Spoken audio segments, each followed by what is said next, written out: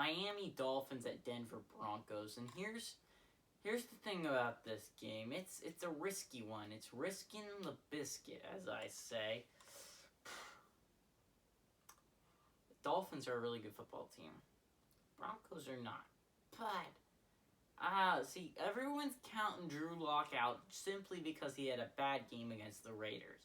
Now, I've not been Drew Lock's biggest fan. I was his biggest fan coming into this year because I really thought it was going to be the Cardinals and Broncos as the teams to represent that sophomore class. It definitely seems like if the sophomore streak wants to continue, Kyler's got to do it by himself because wow.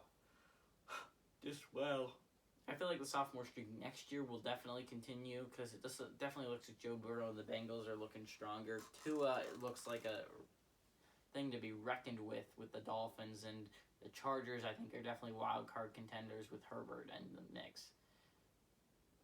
But I love the Dolphins here. The Dolphins are such a good football team at the moment. Tua is playing lights out, and we all were questioning that move away from Fitzpatrick at the beginning of the as soon as they did it. But man, I'm not questioning it anymore. Tua, after the Rams game, has looked phenomenal against the Cardinals and against the Chargers. So they're playing the Denver defense this week, and the Denver defense is actually pretty stout. Now, but I just think Tua's going to be able to pick apart. Here's the fun thing about the Dolphins offense. I'm excited to see who they exactly use at wide receiver. They seem to have fixed the running back situation. So if you didn't hear, Jordan Howard's out. No, he's no longer a Dolphin. So that means right now, active, if you don't count Malcolm Perry as a running back, which I don't, I count him as a Taysom Hill kind of player. And I don't count Lynn Bowden Jr. as either. I feel like they're both wide receivers that kind of have the same role, but I'm interested to see how they both incorporate into the offense moving forward. Their running backs room includes Salvin Ahmed, Patrick Laird, and DeAndre Washington. Now, DeAndre Washington didn't get a lot of snaps, but they traded for the guy, so obviously they see something they really want to use there. I'm excited to see how they start to incorporate him more into the offense. Also excited to see if Patrick Laird becomes more of a receiving back and Salvin Ahmed takes over the just pure carries. And I'm excited to see that's 5 running backs when Matt Breida and Myles Gaskins come back.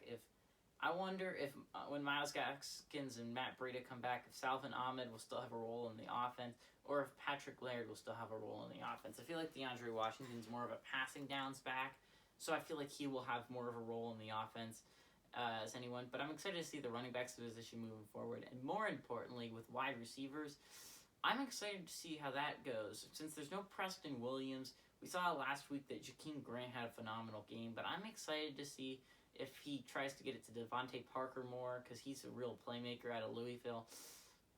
Devontae Parker, Jakeem Grant. I'm excited to see how some other guys incorporate into the offense. I don't like how they kept using that Ohio State guy, I don't remember his name, when they had some talented players that I really like I know I'm just saying, Malcolm Perry.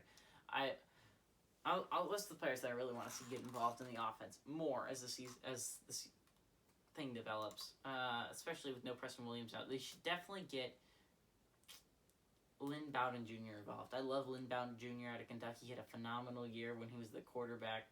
He didn't really throw any passes, but I'm excited to see how they use him and Malcolm Perry moving forward. They're both phenomenal playmakers, and we saw last week Malcolm Perry take a snap at quarterback, and he kind of ran it, and it was stuffed, and he was like, you know what, I'm going to go the other way and get 6 yards. It was pretty impressive. It was a good run, and it seemed like they were just trying it out, and it seemed to work. I feel like we have some trick plays moving forward with Malcolm Perry and Lynn Bowden Jr., so watch out, because that offense can be explosive with those 2 players.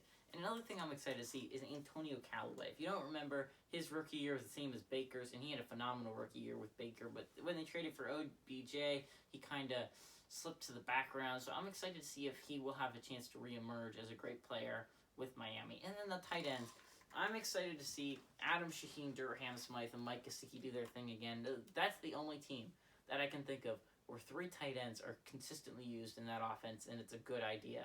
The only team I can think of is the Saints, and I want them to do it more, mainly because you have Jared Cook, a pretty good player, Josh Hill, a pretty good player, and then Adam Troutman, a rookie I'm really excited about. But the Dolphins are the only one where I think Adam Shaheen, Durham Smythe, and Mike Gesicki are all playmakers that should play a lot.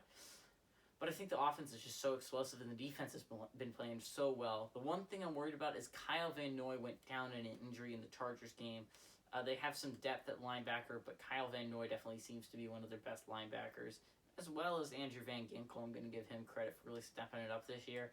And to Landon Roberts, he's really good as well. But give me Miami to win in a pretty big blowout. But I do think Drew Lock puts up points and makes his case to be the starting quarterback moving forward, because he did hurt himself. Actually, wait, I don't think Drew Lock's playing this game. Never mind.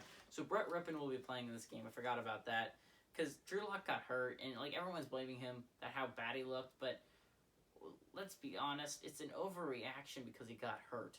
But I still love the Dolphins here. Give me the Dolphins to win this one.